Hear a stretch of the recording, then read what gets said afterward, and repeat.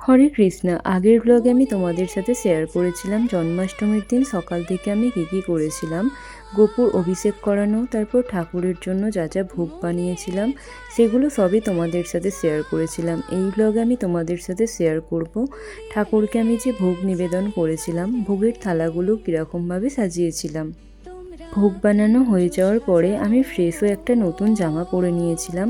তারপর আমি ভোগের থালাগুলো সাজিয়ে নিচ্ছিলাম। প্রথমে একটা থালায় আলুর বড়া, বেগুনি, ফুলুরি ওইগুলো সাজিয়েছিলাম।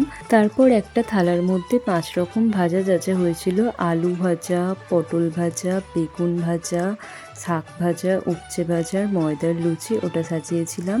আর একটা থালার মধ্যে যা নাড়ু হয়েছিল, মুড়ির নাড়ু, চিড়ের নাড়ু, খইয়ের নাড়ু, নারকেল নাড়ু, তিলের নাড়ু ওইগুলো সাজিয়েছিলাম। আর একটা থালায় মালপোয়া, সুজি ওগুলো সাজিয়েছিলাম।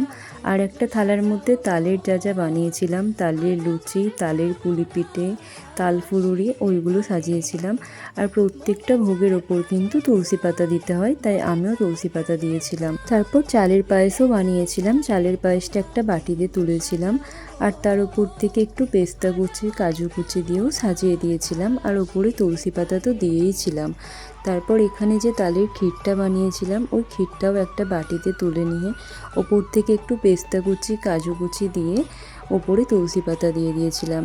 আর একটা প্লেটে যত রকমের ড্রাই ফ্রুটস এনেছিলাম ওগুলো সাজিয়েছিলাম, যেমন আমন্ডস, কাজু, পেস্তা, কিশমিশ।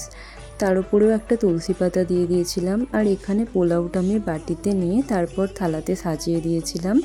পোলাও আর আলুর দম বানিয়েছিলাম, আলুর দমটাও পোলাওয়ের সাথে একই প্লেটে দিয়েছিলাম।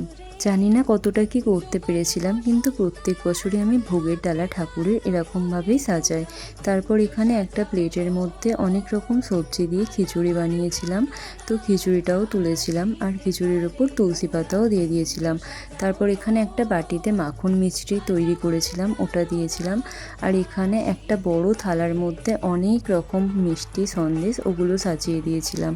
আর এখানে চাল কড়াই ভাজা, 8 কড়াই ছিল চাল ভাজার সাথে, ওগুলো দিয়েছিলাম। আর একটা থালার মধ্যে দিয়েছিলাম বিভিন্ন রকমের চকলেট, লজেন্স এইসব। তারপর এখানে একটা থালার মধ্যে জিলাপি আর প্যাঁড়া দিয়েছিলাম। আমি তো জানি কৃষ্ণের ভীষণ পছন্দের জিলাপি আর প্যাঁড়া। ভোগের থালাগুলো সাজাতে সাজাতে প্রায় 8টা বেজে গিয়েছিল। আমি একটু তাড়াতাড়ি করছিলাম কারণ ব্রাহ্মণ দাদুও চলে এসেছিল। তারপর এখানে একটা বাটির মধ্যে 2টো গোলাপ জামুন দিয়েছিলাম, একটা ল্যাংচা দিয়েছিলাম, আর দই দিয়েছিলাম, রাবড়িও দিয়েছিলাম। আর ওগুলোর ওপরেও তুলসী পাতা দিয়ে দিয়েছিলাম। তারপর একটা প্লেটে পাঁপড় ভাজা দিয়েছিলাম, আর বাকিটা পরের ব্লগে।